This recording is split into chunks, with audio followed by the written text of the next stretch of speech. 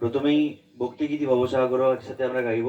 কবিতা madam, Debashree madam, Mita madam, Supriti madam আপনিও চলে আসুন, খাতায় লিখে এনেছেন, এখানে বসুন। হ্যাঁ আসুন।